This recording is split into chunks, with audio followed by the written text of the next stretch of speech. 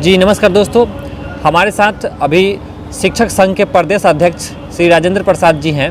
आइए जानते हैं कि आज शिक्षक आंदोलन का दूसरा दिन रहा और आज का दिन भर का जो अनुभव रहा और क्या कुछ बातें, क्या कुछ विशेष रहा आज के आंदोलन में, उनसे स्पष्टीकरण जानते हैं। और विधानसभा सत्र में आज क्या चला है उसके बारे में भी उनसे स्पष्ट करेंगे हम लोग। चलिए राजेंद्र सर, आज जो दूसरा दिन था आंदोलन का, तो आज के आंदोलन में कुछ विशेष और कुछ खास क्या रहा और क्या अनुभव रहा जो आप अभ्यर्थियों से शेयर करना चाहेंगे? आज आंदोलन का दूसरा दिन भी काफ़ी संख्या में लोग आए, हज़ारों की संख्या में आए थे। और उसमें आज का खास रहा कि पुष्पम प्रिया मैम भी आई थी और जो एक प्रीति नंदिनी जी हैं वो भी आई हुई थी। उन्होंने भी हम लोगों को पूरी तरह से सपोर्ट किया है और हमारी जो मांग है उन्होंने कहा कि बिल्कुल आप लोगों का मांग जायज़ है और कोई हम लोग की नई मांग नहीं है, क्योंकि हम लोगों की सरकार के द्वारा जो नियोजन प्रक्रिया चल रही है उसी से संबंधित ही मांग है। कोई नई हम लोग अलग से मांग नहीं कर रहे हैं। हम लोगों का मुख्य मांग यही है कि हम लोग चूँकि जो हम लोगों का नियुक्ति पत्र दे करके या उसका शेड्यूल जारी करिए, कब तक आप देना चाह रहे हैं? जब तक आप शेड्यूल नहीं जारी करेंगे तब तक तो दिक्कत है। अब हम लोग को आप सर्टिफिकेट के जांच के नाम पर आप बहुत लंबी अवधि तक ले जाना चाह रहे हैं, तो आखिर हम लोग कब तक बेरोज़गार बैठे रहेंगे? हम लोगों का सारा डॉक्यूमेंट आपने जमा करा लिया है, 5 महीना से ऐसे तो बेरोज़गार बैठे हुए हैं। और हम लोग का जो भी प्राइवेट सेक्टर में स्कूल वगैरह या कहीं पर हम लोग काम करते थे वो सारा चीज़ बंद हो गया है, तो कहीं ना कहीं बेरोज़गारी हो गई है। हम लोगों के बहुत समस्या ख़राब है और इतनी हम लोगों की स्थिति ख़राब हो गई है कि हम लोग बता नहीं पा रहे हैं। इसलिए सरकार को बिल्कुल ही इसको हठधर्मिता के दृष्टिकोण से नहीं सोचे, सहानुभूतिपूर्वक विचार करके हम लोग को शेड्यूल जारी करने का डेट जारी किया जाएगा।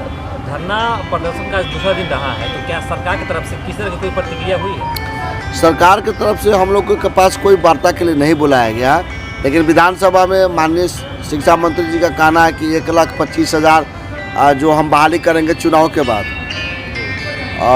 लेकिन उसमें आप उन्होंने ये कोई नई बात नहीं कही है, ये तो बहुत दिन से बोल रहे हैं। साल भर पहले भी इनका स्टेटमेंट था कि हम 1,25,000 के करने जा रहे हैं।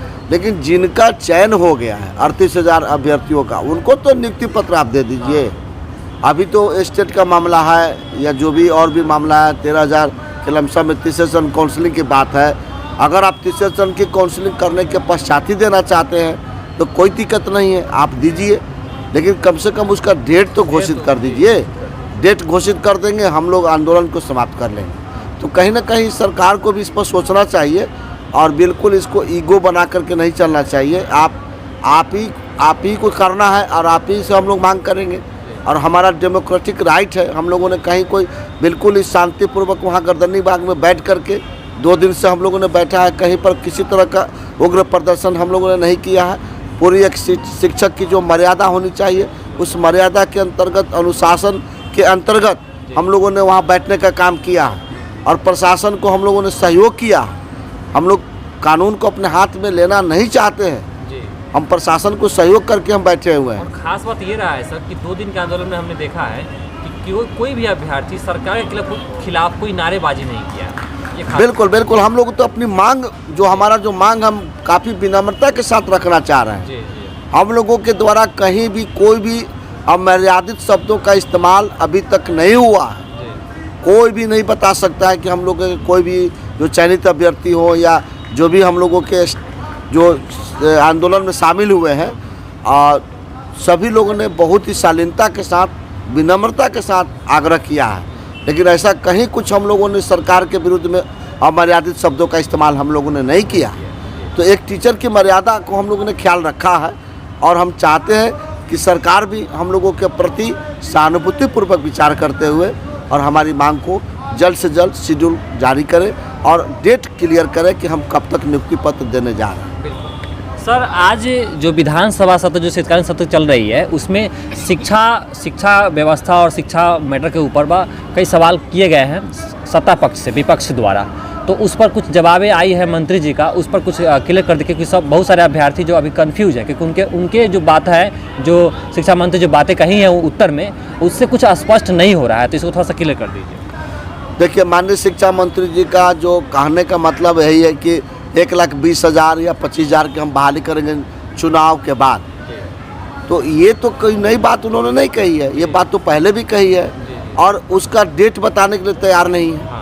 आप अगर 1,20,000 की बहाली करना चाहते हैं तो आप उसका एक टाइम बताएंगे ना, उसका शेड्यूल बताएंगे ना। कोई भी काम बिना शिक्षा विभाग में शेड्यूल का नहीं होता है। अब जैसे तीसरे चरण की काउंसलिंग का शेड्यूल आपने निकाल दिया, चले अच्छी बात है, तो कम से कम नियुक्ति पत्र के लिए भी आप एक शेड्यूल निकाल दीजिए।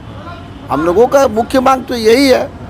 और आप जो बोल रहे हैं, बहुत घुमा घुमा के जो बता रहे हैं विधानसभा में, सब कोई पढ़ा लिखा है, ऐसा मत समझिए कि हम लोग पढ़े लिखे नहीं है और आपकी बात को नहीं समझ रहे हैं। अगर आपकी तरफ से स्पष्ट कोई वक्तव्य आता ही नहीं है, आप कहते हैं कि 2 महीना में दे देंगे, आप कहते हैं कि 6 महीना में दे देंगे, कभी आप कहते हैं कि सर्टिफिकेट का जांच करा के देंगे।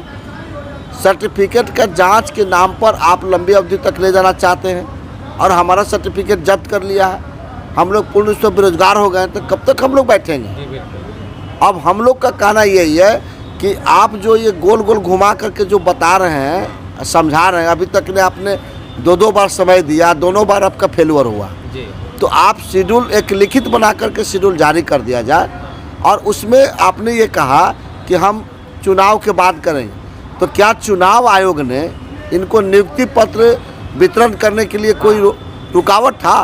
क्या उन्हें चुनाव आयोग ने रोक रखा था? अगर चुनाव आयोग ने रोक रखा था तो मैं माननीय शिक्षा मंत्री जी से सवाल पूछना चाहता हूं कि पंचायती राज विभाग जिसके अंतर्गत ये सारे पंचायती चुनाव हो रहे हैं, उस विभाग में ही उनके माननीय डायरेक्टर साहब ने उनके जो पदाधिकारी उनकी नियोजन पत्र या नियुक्ति पत्र का वितरण किया है, वो भी आचार संहिता के काल में ही।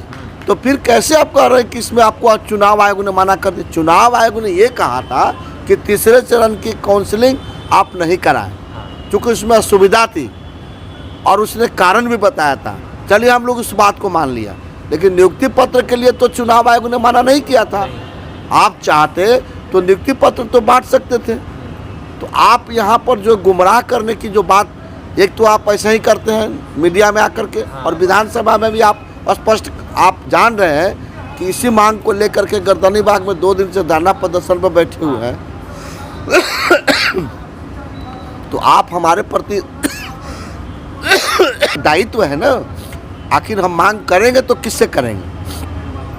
आप शिक्षा मंत्री हैं, आप सशक्त शिक्षा मंत्री हैं और आपका माननीय मुख्यमंत्री जी से एक बहुत ही अच्छा संबंध है और आप चाह लेंगे तो हम लोगों का नियुक्ति पत्र का शेड्यूल जारी हो सकता है। लेकिन आप सर, पता नहीं क्या हुआ है, आप जब हम लोग आंदोलन करना नहीं चाहते हैं, लेकिन आपसे हम लोग लगातार आवास पर जा कर के मिले और आपसे रिक्वेस्ट भी हम लोगों ने किया कि सर एक डेट घोषित कर दिया जाए शेड्यूल का।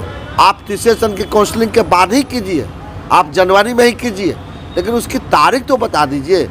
तो आप भाग जाते हैं, भड़क जाते हैं आप उस मैटर पर। तो कहीं ना कहीं आपकी मनसा साफ नहीं है। अगर मनसा आपकी साफ रहती तो आप डेट देने से क्यों भाग रहे हैं? ये सवाल है मेरा। अंत में कोई विकल्प नहीं बचा है। शिक्षा विभाग के सारे पदाधिकारियों के पास हम लोग जाकर मिलने का काम करते हैं, लेकिन वहाँ से भी कोई स्पष्ट निर्देश नहीं मिला। केवल ये कहा जाता है कि चुनाव के बाद दे देंगे, आज दे देंगे, कल दे देंगे, परसों दे देंगे। तो इस तरह की तो बातें आपके द्वारा बार बार कही जाती है। तो कब तक हम विश्वास करें? आप तो विश्वास भी आपके स्टेटमेंट पर नहीं कर रहे हैं। हम लोगों का जो भी अभ्यर्थी है, जो चयनित अभ्यर्थी हैं, वो काफ़ी आक्रोशित हैं। और आप जो गर्दनी बाग में जो भीड़ देख रहे हैं, वो एक उस आक्रोश का एक छोटा सा एक दृश्य आप देख रहे हैं। अभी बिहार में 38,000 जो घर बैठे हुए हैं, उनके मन में भी आक्रोश है। लेकिन कहीं ना कहीं आपको एक शिक्षा मंत्री, सशक्त शिक्षा मंत्री है, आप चाहेंगे तो हम लोगों को नियुक्ति पत्र का शेड्यूल जारी कर सकते हैं। और बहुत ही विनम्र भाव से हम आपसे आग्रह कर रहे हैं। हम लोग कभी भी नहीं चाहते हैं कि हाँ आंदोलन करें। इतनी ठंड में ये 38 जिला से लोग आ करके यहाँ ठंड में बैठे हुए हैं, ये किसको सबक लगा हुआ? आप घर में बैठे हुए, हम लोग यहाँ रोड पर बैठे हुए, हम लोग मैदान में, खुले मैदान में खुले आसमान के नीचे बैठे हुए हैं, तो आप तो हमारे परिस्थिति पर भी तो आपको तरस आनी चाहिए। हम लोग सरकार से कभी टकराव नहीं चाहते। चलिए सर, तो अगर 2 दिन बीत जाने के बाद भी सरकार की कोई रुख नहीं अपनाया गया है आपके प्रति, शिक्षकों के प्रति, और आगे भी यही स्थिति रहा सरकार की तरफ से, तो आपको क्या रुख रहेगा, किस तरफ, मतलब क्या चाहेंगे? देखिए, हम लोग प्रयास कर रहे हैं कि हम लोग लगातार कंटिन्यू में बैठें।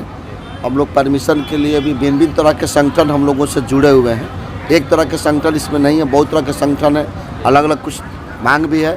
सभी संगठन के अलग अलग से लोग परमिशन ले रहे हैं और हम कोशिश करेंगे कि सरकार से दबाव बना रहे हैं हम लोग कि हम लोगों के नियुक्ति पत्र का डेट जारी हो, और हमें लगता है कि जब तक जारी नहीं होगा तब तक हम लोग बैठे रहेंगे और हम लोगों को लगता है कि कंटिन्यू रहेंगे यहाँ। तो ये थे शिक्षक संघ के प्रदेश अध्यक्ष राजेंद्र सर, और जिनका कहना है कि अगर सरकार हमारी मांग को पूरा नहीं करते हैं तो जब तक इनकी नियुक्ति पत्र नहीं मिले, जब तक इनकी मांग पूरा नहीं होगा, तब तक यह गर्दनी बाग में इसी तरह से बने रहेंगे। बने रहिए आप लोग एचएबी न्यूज़ के साथ, मिलते रहेंगे समय समय पर नई नई अपडेट के साथ।